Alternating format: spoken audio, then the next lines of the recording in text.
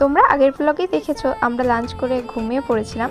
এখন সন্ধ্যাবেলা ঘুম থেকে উঠে রেডি হয়ে বেরিয়ে পড়েছি একটু সি বিচে ঘুরতে যাব বলে। তো ফার্স্টেই সবাই বেরিয়ে চলে গেলাম চা খেতে। হ্যাঁ, আমাদের কিছু হোক আর না হোক চাটা খেতেই হয়। আর আমরা দীঘায় যে কদিন ছিলাম আমরা এই দোকান থেকেই চা খেয়েছিলাম। এই দোকানের চাটা ভীষণ সুন্দর। একজন চা প্রেমী হয়ে আমি আর কোথাও কিছু খাই আর না খাই, চাটা আমি খাবই।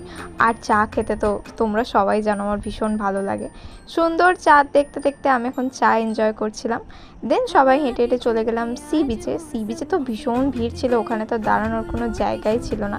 তাই আমরা সবাই মিলে চলে গিয়েছিলাম পাশেই। এখানে বসার জায়গা না পেয়ে সবাই তো নিচেই বসে পড়েছে। আর আমরা এখানে অনেক অনেক ভিডিও করেছি আর ফটোও তুলেছি।